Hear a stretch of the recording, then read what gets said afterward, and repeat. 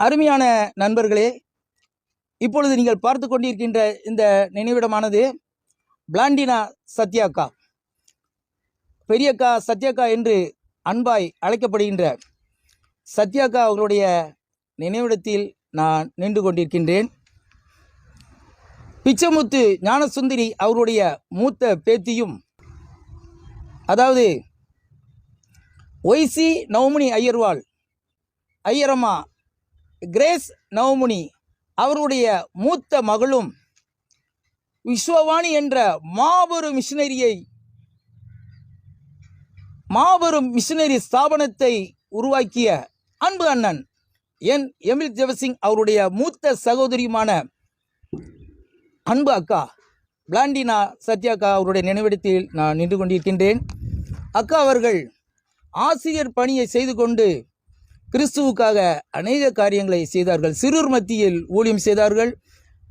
அநேக சபைகளில் சென்று பிரசங்கம் செய்வதில் மிகவும் நன்றாக பிரசங்கம் செய்திருக்கிறார்கள். நேப்காத் நேச்சாருடைய பொற்சிலை, ஆண்டவருடைய 2ஆம் வருகை, இந்த 2 பிரசங்கங்கள் அக்காவுடைய மிகவும் சிறப்பான பிரசங்கங்களாக அமைந்திருக்கிறது. இவர்கள் எடுக்கின்ற ஆசிரியர் பயிற்சி முகாம்களில் அதிகமாக இவர்கள் விஷுவல் வைத்து, கண்காட்சி பொருட்களை வைத்து கதை சொல்வதில் மிகவும் அருமையானவர்கள். பாளையங்கோட்டை பகுதியில் மிகவும் பிரபலமான ஒரு பாடகர் ஜூலியஸ் மோசஸ் அவர்கள் எழுதிய பாடல்கள் அக்கா அதிகமாக குழந்தைகள் மத்தியில் கொண்டு சேர்த்தார்கள். ஆண்டவருடைய அழைப்பை உண்மையும் உத்தமமாக அவர்கள் ஏற்றுக்கொண்டு தேவனுடைய சித்தத்தை, அவருடைய சித்தத்தையும் சத்தத்தையும் உணர்ந்து ஆண்டவருக்காக முழுமையாக தன்னுடைய வேலையை விஆர்எஸ் விருப்ப ஓய்வு கொடுத்து முழுவதுமாக அக்காவும் அவருடைய அன்பு கணவர் விஸ்வாசம் அவர்களும் இணைந்து சிறுவர் மத்தியில் ஊழியத்தை செய்தார்கள். இவர்கள் செய்த ஊழியத்தின் மூலமாக அநேக மக்கள் கிறிஸ்துவின் அன்பை ருசித்தார்கள். வாலிபர் மத்தியில், அது மட்டுமல்லாமல் சிறுவர்கள் மத்தியில் இவர்கள் செய்த ஊழியம் அதிகமானது. அதோடு கூட சிறுவர் ஊழியம் எப்படி செய்ய வேண்டும் என்ற ஒரு மாபெரும் திட்டத்தை அருமையாக விஷுவல் மூலமாக வாலிபர்கள் மத்தியிலும் அநேகர் மத்தியிலும் சிறுவர் ஊழிய பயிற்சியை நடத்துவதில் மிகவும் அருமையாக திறமை பெற்றவர்கள் அக்கா சத்யாக்கா அவர்கள்.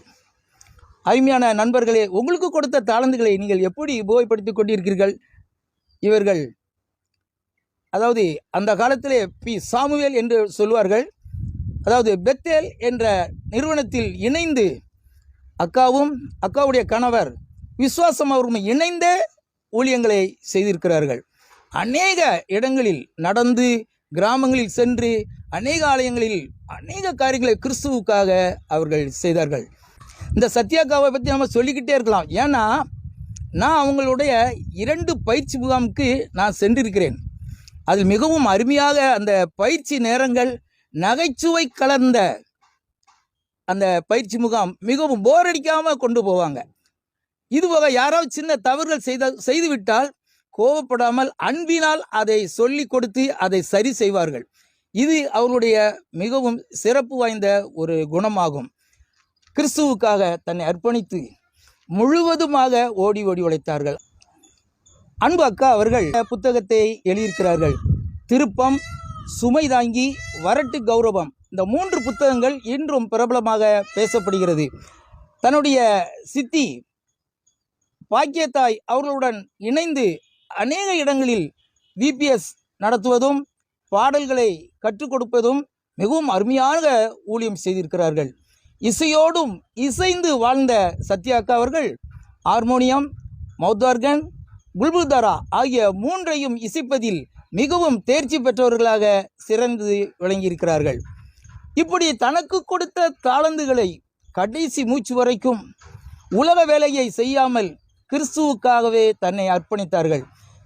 அப்படி அர்ப்பணித்த பிளாண்டினா சத்யாக்கா அவர்கள் 26/7/2015 ஆண்டு கிறிஸ்துவுக்காக ஓடி ஓடி உழைத்த உடல் நிரந்தரமாக ஓய்வு பெற்று கொண்டது. அருமையான நண்பர்களே, உங்களுக்கு கொடுத்த தாளந்துகளை நீங்களும் புதைக்காமல் விதைத்து கொண்டிருங்கள். நன்றி. God bless you.